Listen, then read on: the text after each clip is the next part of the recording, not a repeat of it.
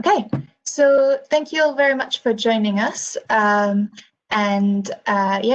to this webinar on ACT Agriculture and Agri-Food, where we'll talk about the methodology that we've been developing, as well as the road test phase that is coming up. So first of all, I'll just go through the agenda of what we'll be presenting over the next hour. So first of all, we'll have a brief introduction to the ACT initiative. Then we'll go through some of the key elements of the ACT Agriculture and Agri-Food methodology. We'll talk about the public consultation that is now open and how you can contribute to the methodology by providing your comments. And then we'll go on to the road test and explain the schedule of the road test, as well as kind of the guarantees from the team and the requirements that we ask of companies in order to take part. And then we'll move on to the next steps. So just a couple of logistical points. So everyone is muted on entry. So if you do have any questions, feel free to just put them in I think the Q&A box would be best, and we'll try and answer either as we go or at the end of specific sections.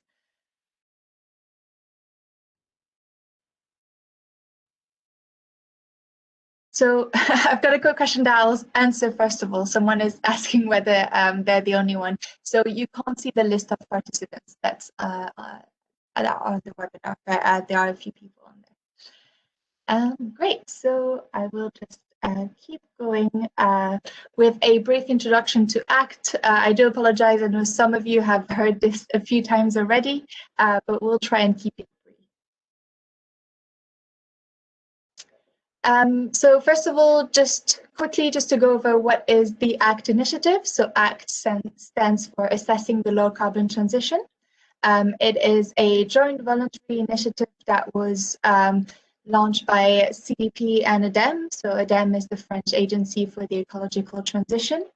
And for this specific project, we focused on developing sectoral methodologies to assess companies in high impact sectors. And this project, focusing on methodology development, is co-funded by ClimateCake, which is a body of the European Union.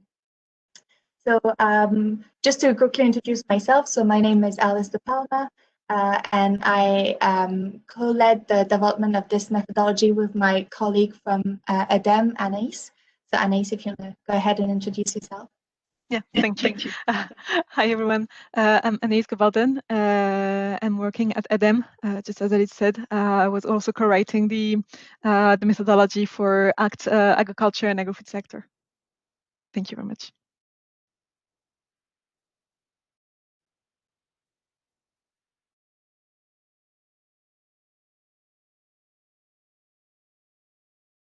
Thank you, Annie. Sorry, just having trouble unmuting myself.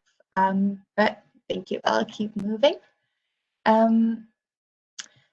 So as you can see, just looking at the graph, which is probably a graph that a lot of you have seen already, but what I want to focus on is the arrow, which shows the emission gap that we need to close in order to meet the goals of the Paris Agreement, and the fact that ACT is aiming to keep companies accountable of meeting the objectives that they've set for themselves. So the ACT provides an accountability framework, and it assesses how the strategy and actions implemented by companies contribute to the goals of the Paris Agreement. And the way that it does that is by developing a methodology to assess companies. We then are able to provide a company analysis looking at different aspects. So we have indicators that are both qualitative and quantitative. And we also take into account the different kind of specific contexts of each high impact sector. And we do that through using different weightings for these different aspects. And using this methodology and doing these assessments then allows us to produce an ACT rating that gives us an overview of where the company is at and how it has progressed towards the low carbon transition.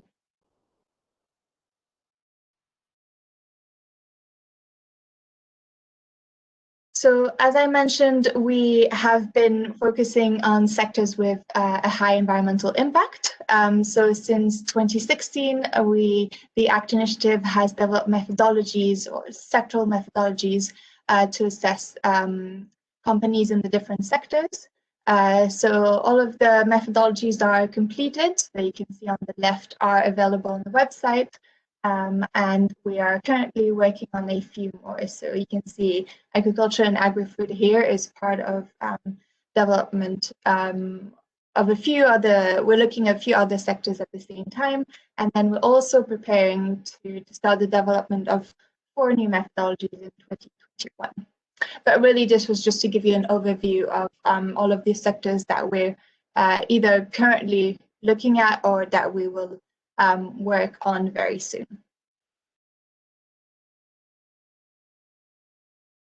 And now just wanted to quickly go through the different aspects that we take into account when developing we're developing the ACT rating. So the ACT rating is made up of 3 different scores that you can see here on the slide. So each score or each dimension is in a different color in the middle. And yeah, each of the score takes into account different information. And what you can see, the 20A plus is the maximum score that a company can achieve. So I'll briefly go over each of the scores and kind of the general objectives that they have. So first of all, the performance score.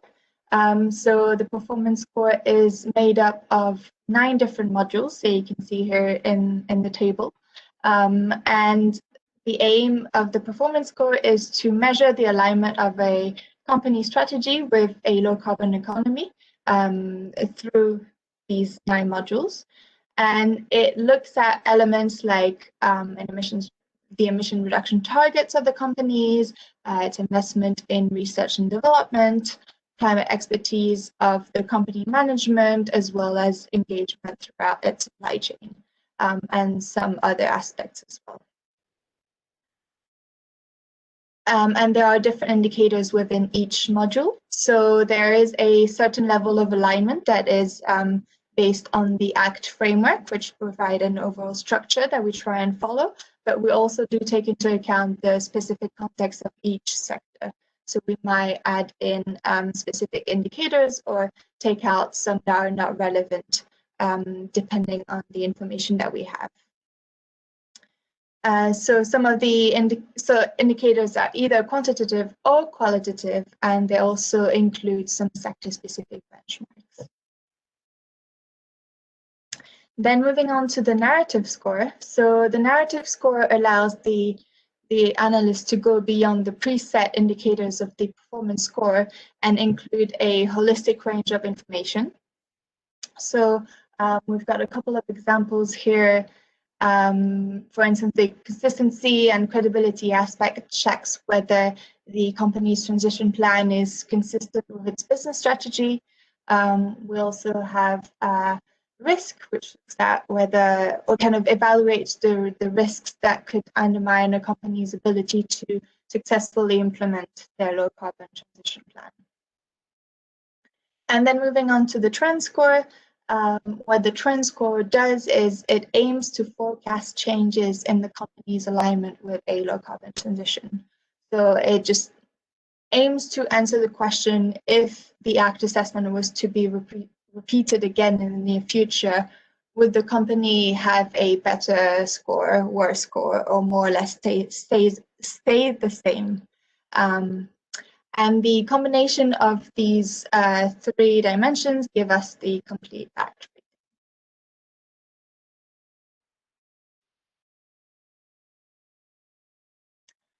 rating. So hopefully that was clear. I'll just move on to the key elements of the ACT Agriculture and Agro methodology.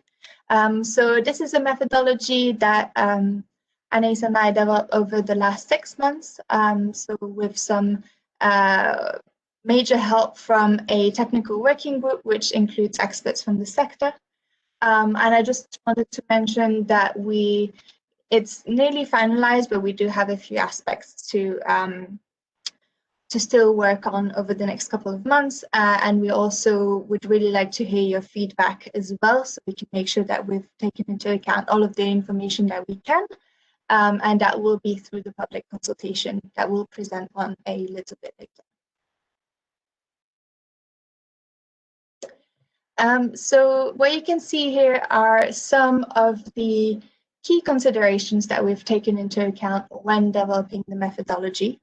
So what I'll do is I'll quickly go through some of them. So hopefully that gives you an idea of the kind of reasoning and rationales that we went through when we were looking at the sector and how to develop the methodology. And we'll go through some of these and answer them in a bit more detail in some of the forthcoming slides as well.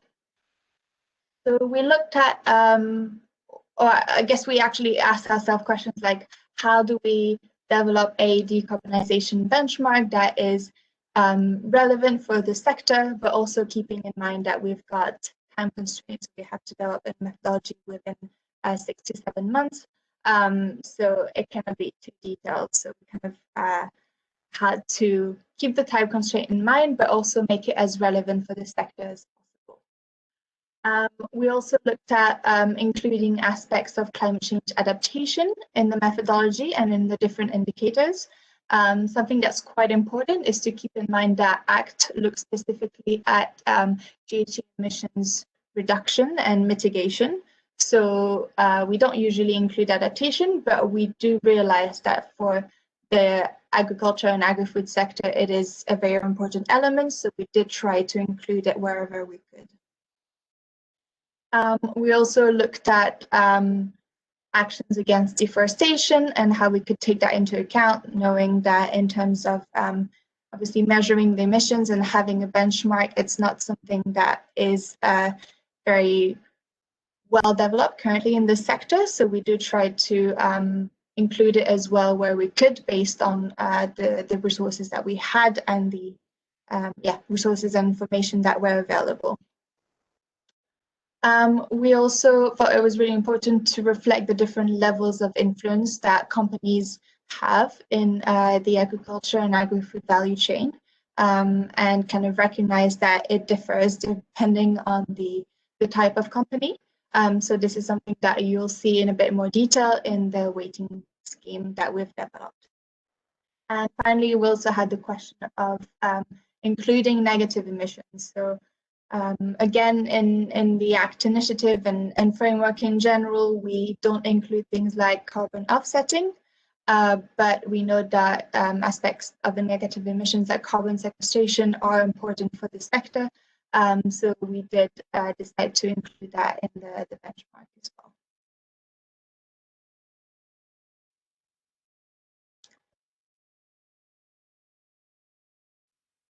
Great, so now I'll just move on to the scope of the methodology. And when we talk about scope in terms of the ACT initiative, it's quite specific. It's about which companies can be assessed using the methodology.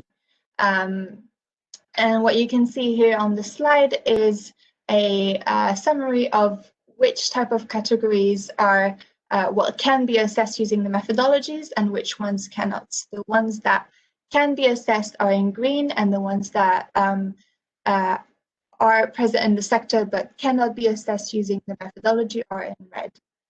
So in terms of the companies that can be assessed, we've got agricultural producers, we've got companies with activities in food processing, we've got integrated agribusiness companies, so that would be companies with activities that are across agricultural production and food processing and manufacture. And finally, we're also looking at food and beverage service companies that do both processing, but also the kind of provision of the food and beverages for immediate consumption. And we're thinking more about restaurants and any companies doing catering, for example. And we decided to exclude any companies doing maintenance, quality control, or any machinery manufacturers. Transport companies are also excluded from the scope. And then any retail companies that do not own their own food processing factories are also excluded. And that is also in part because we've got another sectoral methodology looking specifically at retail.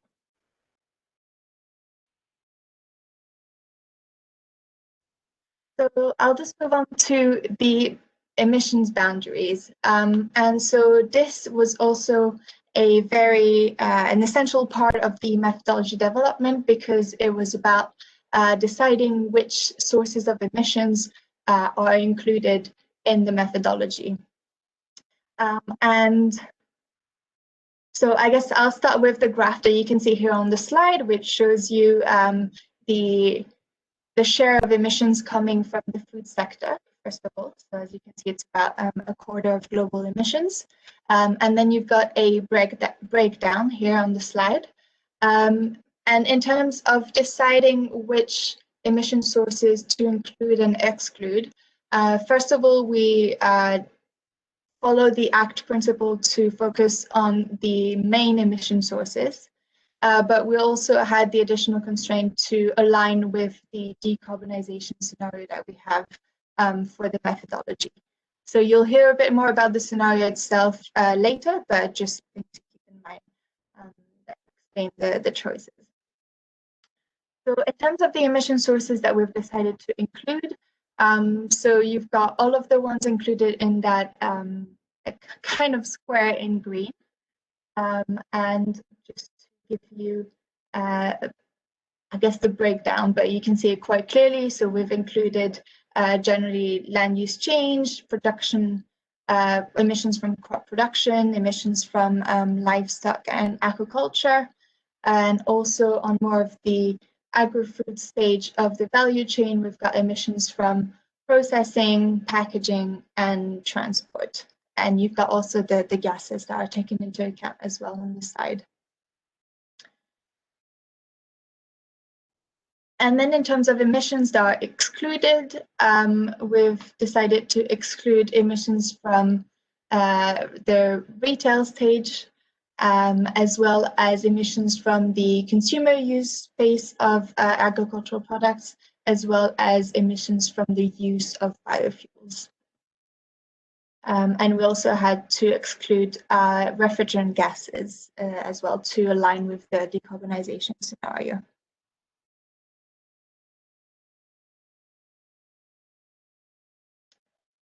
Right, so I'll move on to a quick overview of the different ACT modules. So we've seen that just before, looking at the different modules that are included in the performance score of the ACT rating. I'll just recap kind of what's included in each of these modules and then pass over to my colleague Anaïs so she can move on to the weighting aspect of the modules of the indicators. So the first module looks at targets, so emissions reduction commitments, and also looks at aspects like the time horizon. Second module, material investment, looks at the emissions from the activities of a company. Then we've got the third module, intangible investment, kind of looking at investment in research and development, as well as low carbon technologies and activities. The fourth module, called sole product performance, also looks at emissions from company activities, but more on the upstream and downstream part of the value chain. Then the management module looks at elements like the implementation of the low carbon transition plan and kind of any incentives that are in place for the management to implement emissions reduction. Then supplier and client, pretty straightforward. So it looks at the engagement of the company with suppliers and clients or customers to incentivize the reduction of emissions. Then we've got policy engagement, looking at the engagement of a company with trade associations and their implementation of climate policies. And finally, the business model module looks at the development of viable low carbon business models by a company. And all of these together look at the progress of the company towards a low carbon transition. So I'll move on and pass it over to Anais to present on the weightings for each of the categories. Okay, thank you. So now let's have a look at how we have divided the different types of companies and how we have set the weightings for each of these categories. So we have decided to divide the companies within 4 categories. One is for agriculture, then for agri-food, integrated companies, and food and beverage services. Then we have split the weightings differently depending on the levels of each type of company. So we have a number of modules for which we have fixed weights. This is a case of targets where it's 15% of the overall performance score for any type of company. Same for management, it's 10% of the score. Policy engagement is set as at 5% and business model is set at 10%.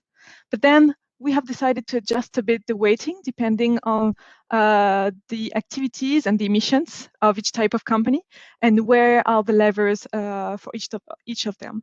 So typically for the material investment, we're definitely looking at the direct emissions.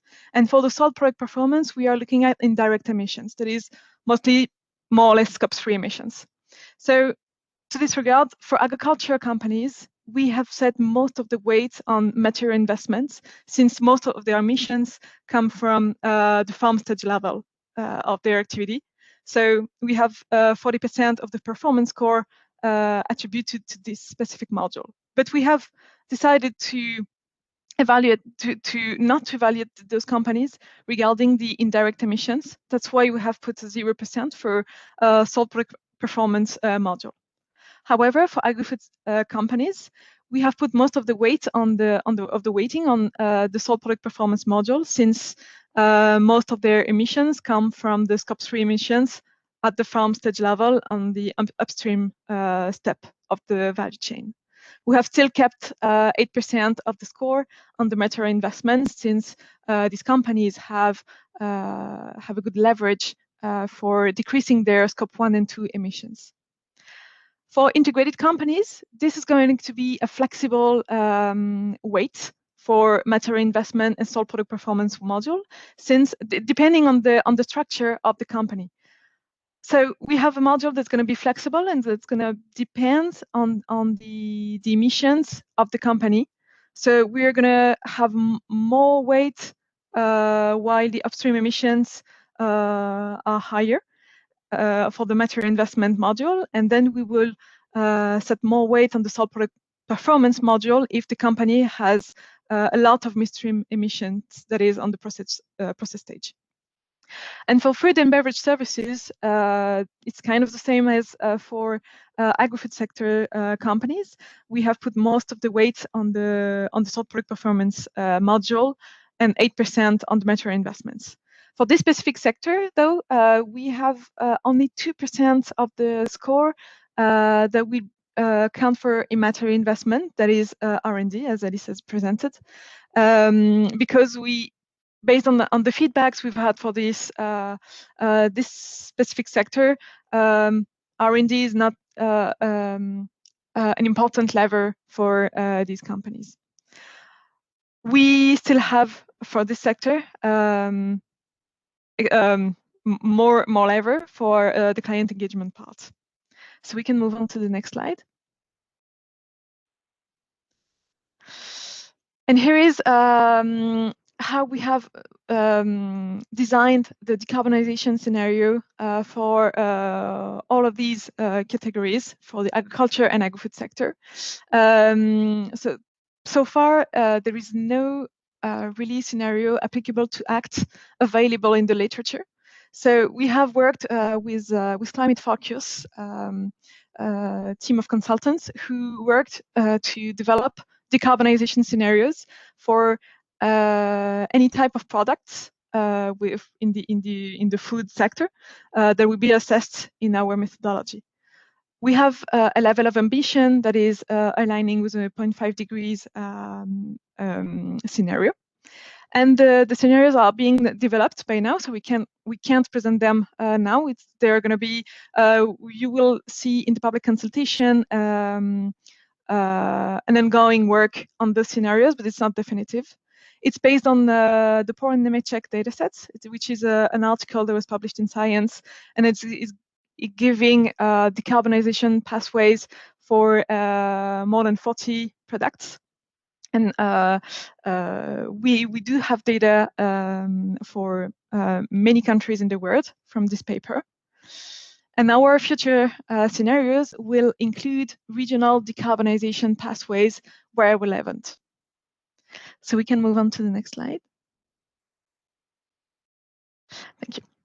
And now let's talk about the public consultation, which is a consultation where the ongoing methodology development is published and everyone can contribute. So feel free to join, to connect to the interface and to come review and comment the methodology. So here is how it works. So we are publishing the methodology report. So just to let you know, it's not a definitive report. We are still going to work a bit on it, but it's close to the definite format of the methodology. It has opened just yesterday, and you can review and comment the methodology until the 6th of January, 2021. You can provide comments. This is going to be on the ScribeHub platform. So you can follow the link to this platform on our website, actinitiative.org, and on the Participate tab. It's really consultation that is open to all stakeholders in the sector. So please share it with your colleagues and network. We will be very happy to have a lot of comments on this methodology, to include the feedbacks and see how we can adjust the methodology according to those feedbacks. This is the last opportunity to review the full methodology before we finalize the first version of the report and before we start the word test. Next slide, please.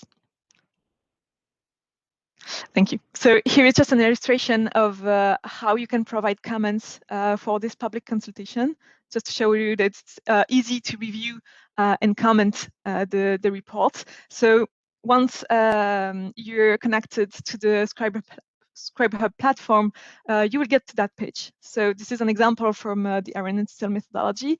So you will get the summary of the different parts of the document on the left page, left side, and you will have the document on the right side. And especially as the arrow shows, you can add your comments easily while you're reading the documents. Next slide, please. So now let's talk about the road test for companies. So this is, we are going to start the road test in March 2021.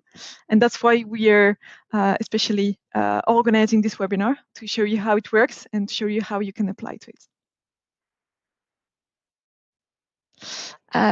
So how is it going to work? This road test is going to be held between March 2021 and September 2021. So it's going to be around 6 months of work. So who can apply? This is going to, we are going to allow for a maximum 30 companies within the sectors that we have described with Alice. So agriculture and agro companies, but also companies from the food and beverage sector. There will be a selection process if too many candidates apply to this road test. Our objective is to have a good value chain representation and also to have a geographically diverse group of companies. So in case we do have to select companies, if we have too many candidates, then there are going to be our selection criteria, I would say. And how does it work? So it's going to be really a pilot test to the ACT methodology with real data from agriculture and agri-food companies. So far, we have been developing the methodology also with the technical working group to be able to know about the more about the data available, etc. But it's still very theoretical, so it will help us to take the methodology from theory to application and see what works and what doesn't work. So we'll be able to also to adjust the indicators depending on what's available so far and what just doesn't work in terms of assessing the companies. And it is a free ACT assessment for companies participating. Next slide, please. Thank you.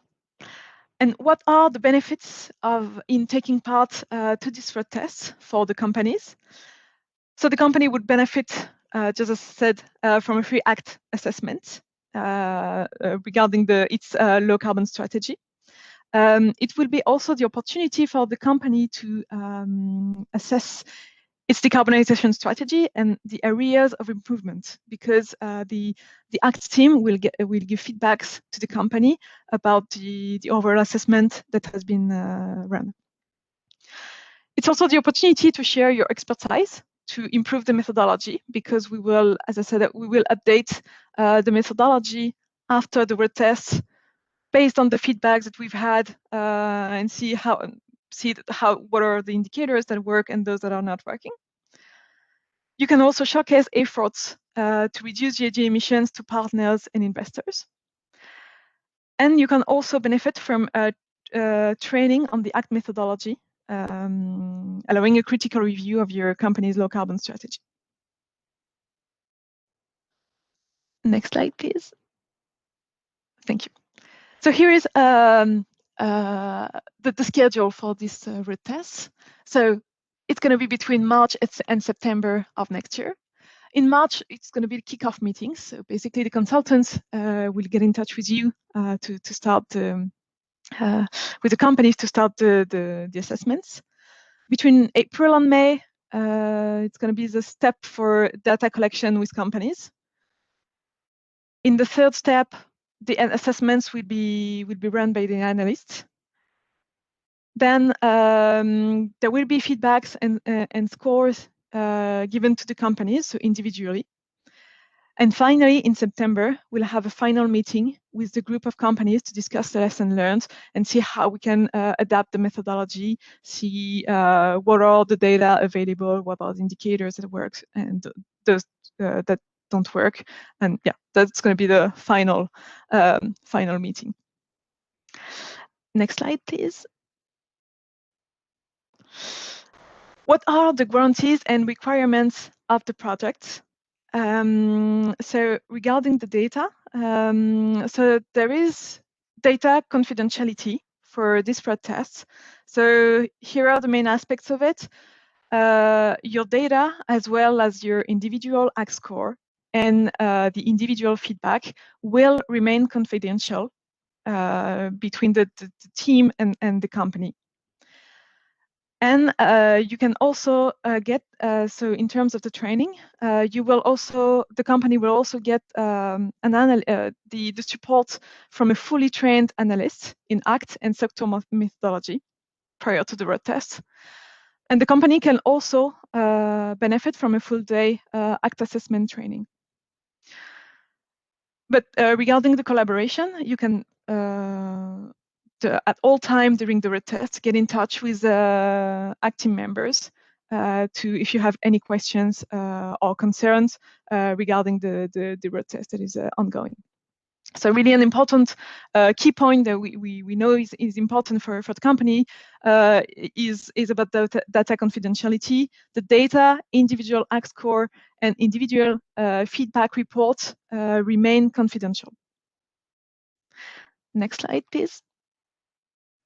So what are the commitments required now from the companies? So here are really the 5 key points for the word tests.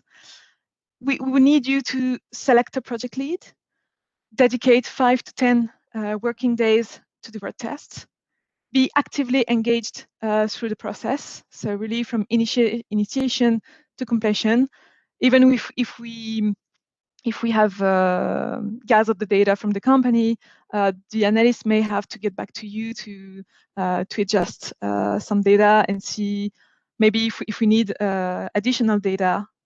It's also important for us to be able to get back to you. Collect the data required for the ACT assessment. This is aligned with the CDP questionnaire, but you can also see what are the data that are required for the ACT assessment.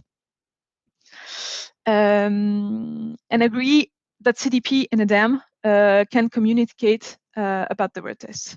But of course, as I mentioned before, your individual scores remain confidential. So any communication that will be done by CDP and ADEM regarding this word test will be aggregated, and the scores will be communicated anonymously.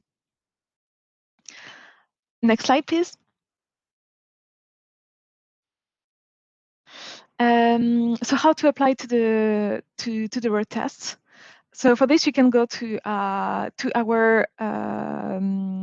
you can write to us directly, or you can go to the ACT initiative website.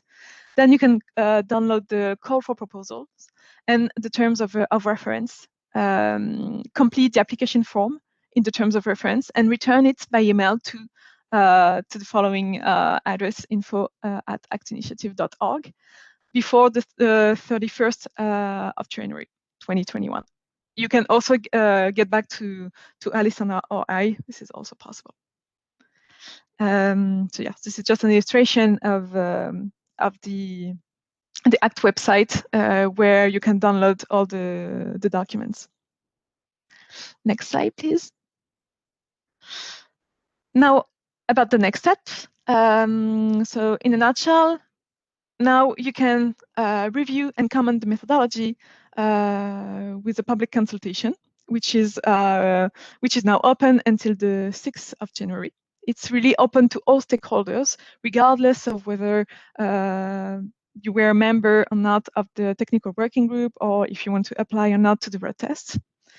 And this is the final consultation before we start the word test in March. And the word tests where you can now apply before the 31st of January.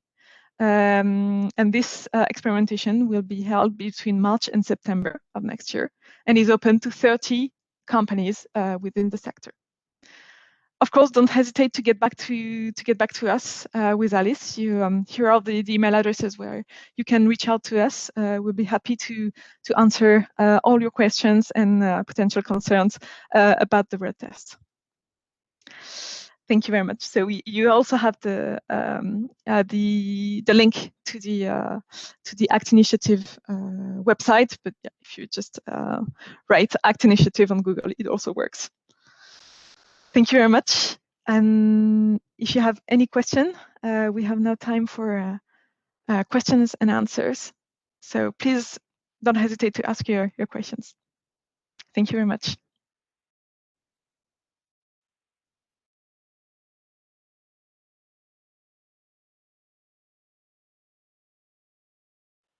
Thank you, Anaïs. I've just been answering some questions that have come through in the Q&A box. So I'm just going to read through them and see if there's any that I haven't had time to answer yet.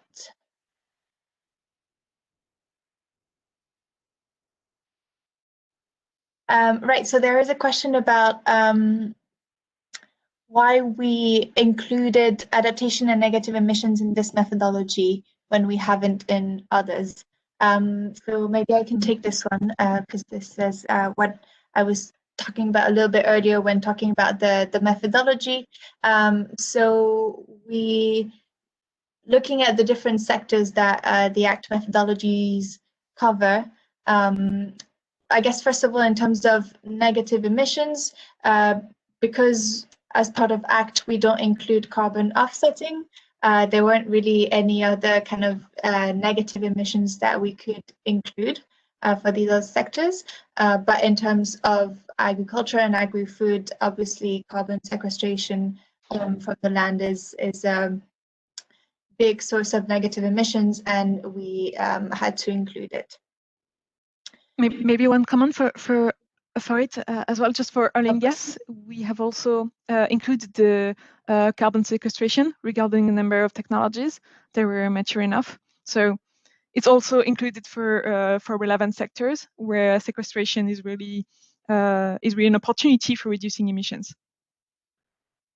Thanks, Anais. Yeah, that's a very good point. So yeah, not just agriculture, but also oil and gas. Mm.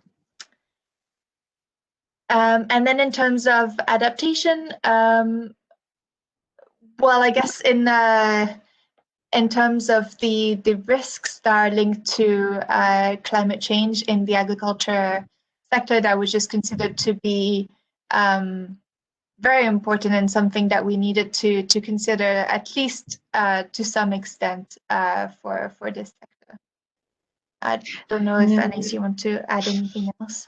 Yes, again, we are so it made really sense to include it for this sector because we estimated that adaptation was really key for the sector, as you said, Alice. But also we are considering implementing that aspect for the other sectors. So for the generic methodology, normally an adaptation indicator should be, or not an indicator, but aspect should be integrated in the management module. So at some point, maybe we'll also add this management aspect of adaptation in all methodologies. Thanks. So I think we have a couple other questions linked to including so carbon capture, storage, use and storage, and then I'm not too sure what NCS stands for. So if anyone else knows, but what I'm thinking, I know we've got a couple of other colleagues from ADEM on the line too. So let me just unmute everyone so you also have a chance to answer if you want. Yeah, and if you could favor the Q&A box, because so for some reason from ADEM we are not able to connect as panelists, and we're not able to see the questions on the chat box, but on the Q&A box we can see them. So just please don't hesitate to favor the Q&A box to ask your questions, so we can also read them. Yep, thank you. So Marlon, I know you're on the line, so I've just unmuted you as well, and I'm going to try and find Edouard. So Edouard, I'm going to unmute you as well if you want to provide any comments. And let me know if there's anyone else I should be unmuting. Could you maybe repeat the question, Alice? Yes, so the question was, what's the rationale to accept carbon capture, use and storage, and natural climate solutions? Thank you for sending through the abbreviation here, for some sectors and not all. Well, I can start answering for that. It's just that well, I think it's more about like an order of magnitude, because the amount of emissions that can be sequestrated with the land sector is much more important for this specific sector, especially for agricultural companies, than for any other sector that we have considered. Otherwise, it's going to be carbon offsetting, and for this we have, regardless of the scale sector, we have excluded carbon offsetting, including for agriculture and agri-food sector. But yes, also from the literature that we've read, the amount of CO2 emissions that can be stored using natural resources is definitely more important for this sector. I think I would say it's the rationale for including it for this sector more than for transport and oil and gas, etc. Yeah, and if I can add, yeah, I think you made an important distinction, Aya. So generally carbon offsetting we don't include, but in terms of carbon capture storage, and I'm not sure about natural climate solutions, but it also depends on what's included in the decarbonization scenario that we use for the central methodologies.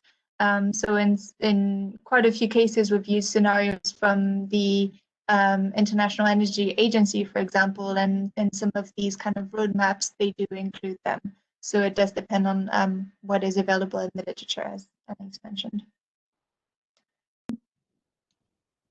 Hi everyone, this is Marlene Bresch from ADEM. Just a few words about carbon sequestration. For example, in the cement sector, we took it into account because the benchmark took it into account. It's a very important part of the decarbonization of the cement industry. So it is taken into account in the trend emission of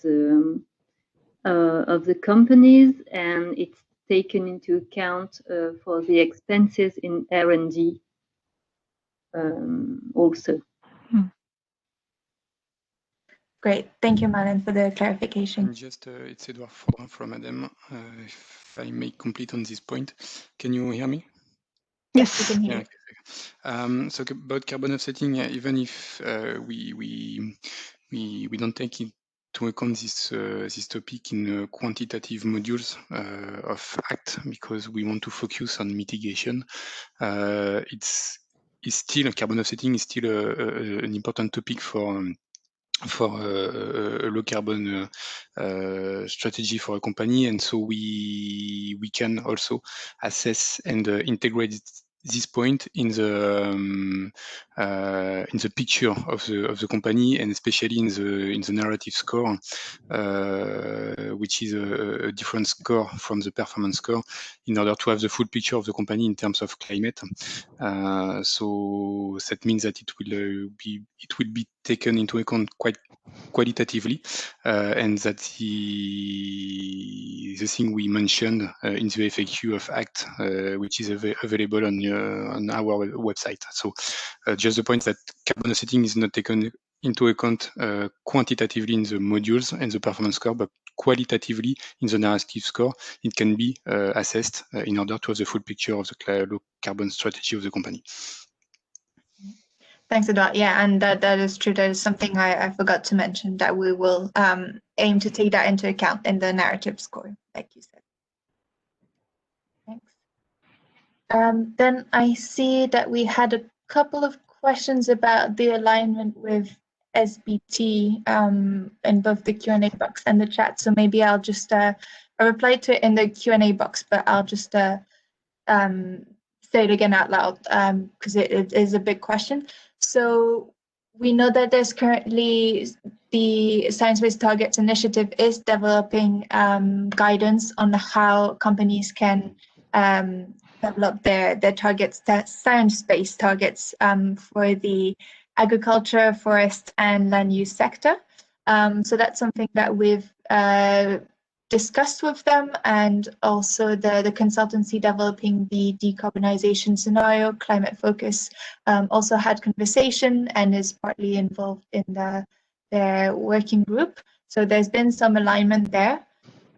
So we've discussed that. The main constraint was the fact that so it's called the FLAG project. Well, I guess the SBT guidance is. The timeline for the project finishes a lot later than the timeline to finalize the ACT methodology. So we don't have enough information to ensure full alignment. So we've done what we could. It's looking positive so far, I believe, from the latest information from Climate Focus, if I remember correctly. And the other thing to take into account is that we have the possibility of updating the methodology later on in the future, once we do know what the SBT guidance looks like in more detail. So I don't know if anyone else from the ADEM team has anything to add to that answer. That's fine on my side. Great, thanks. I'm sorry, just looking through some of the other questions. There's quite a few, so I'm trying to make sure that we haven't forgotten any.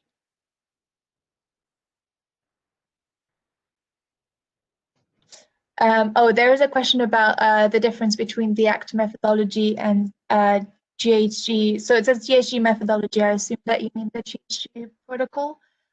So just to clarify that the GHG protocol explains how a company can measure their emissions, whereas ACT is about assessing the low carbon transition of the company. So we look at emissions reductions, we look at emission targets, but we also take all of the other elements that you've seen into account to assess the contribution of the company towards the goals of the Paris Agreement. So that's the main difference.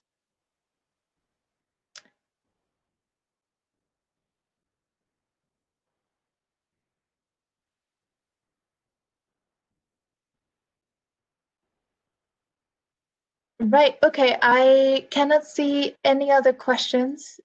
If we've got a couple more minutes, so if there's anything else that you want to ask, or if there's anything else I might have missed, feel free to put it again in the chat, and then I'll be sure to see it if it's at the bottom of the conversation. So yeah, let's wait maybe a couple more minutes to see if anything else comes through.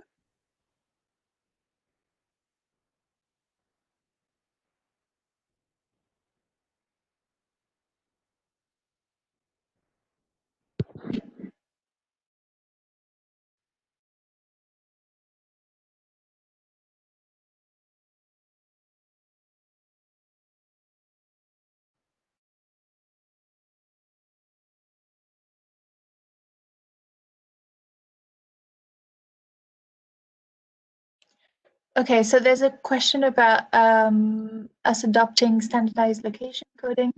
I'm not too sure what that is exactly, and I'm not too sure how relevant it is to the methodology. So I would suggest that we discuss that by email maybe, because I don't think I've got enough information to answer your question right now.